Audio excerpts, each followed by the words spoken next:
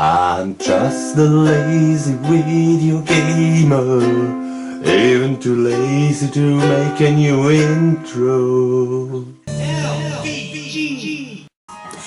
Hello out there in the video land, it's me again, a lazy video gamer, and maybe you guessed it. This episode of the Lazy Video Gamer Show has something to do with Sega or 3D fighting games for the Sega Saturn. So let's jump right into it. And it starts, of course, with Virtua Fighter. In arcade, a big hit, and as a start title, a cool one. 8 characters to choose right from the start, a graphic like in the arcade, crystal clear sound, and a lot to learn.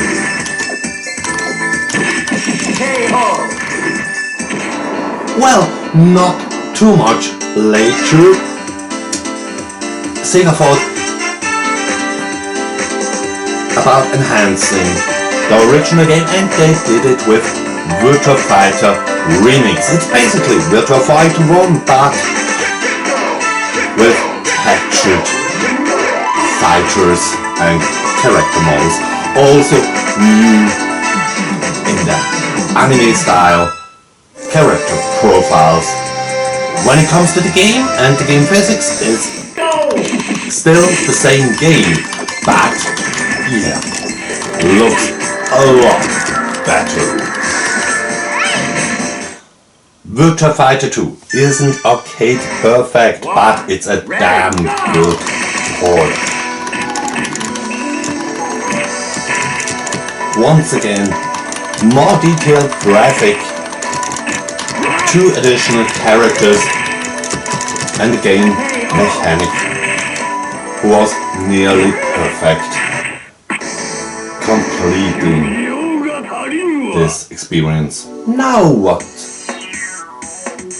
can they do as next? Making fun of themselves, and they did it with Virtua Fighter Kids. It is a kiddie anime style Virtua Fighter 2. Not more, but not less, and with a lot of unlockable movies. Fighting Vipers, the next game in my list. Yeah, it isn't that perfect, but it is another great fighting game from the Sega arcades.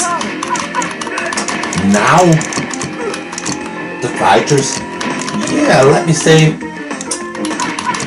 can losing their armors. They're close, if you wanna say or see it that way. And then the characters are even more hurtable. So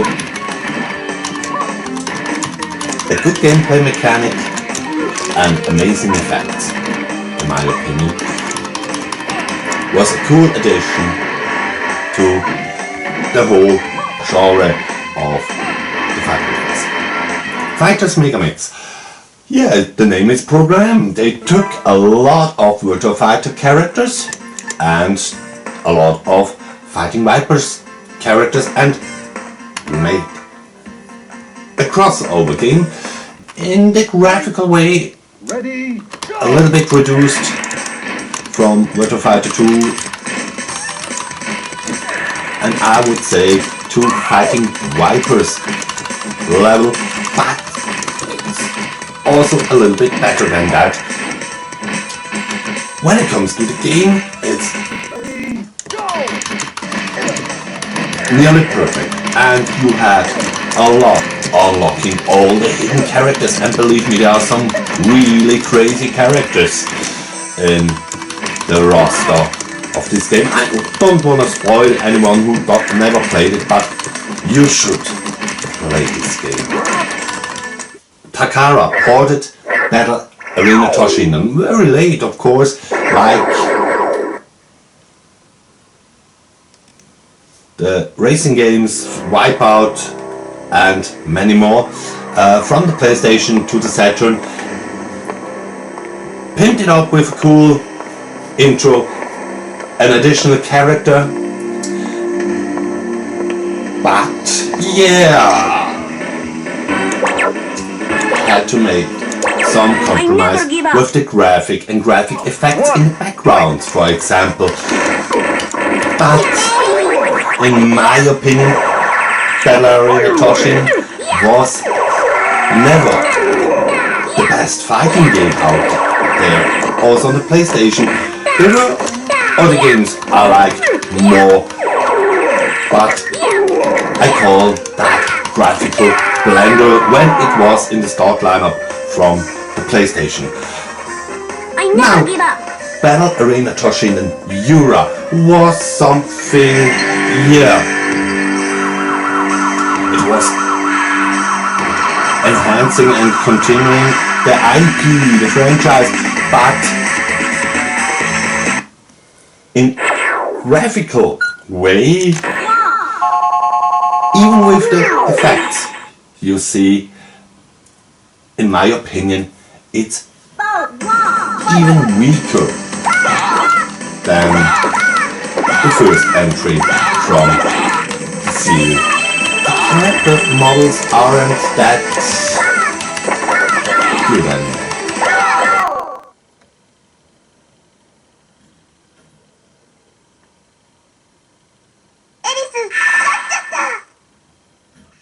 Okay, and now it's time to think about my own opinion. Lost Bronx, when I played it on the Saturn, of course it was a late title and I loved all the games who were coming to the Saturn back in the day, and I played it a lot. But nowadays I have some troubles with the game's engine. For example, you can't run.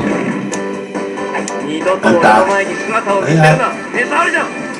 made the game very slow.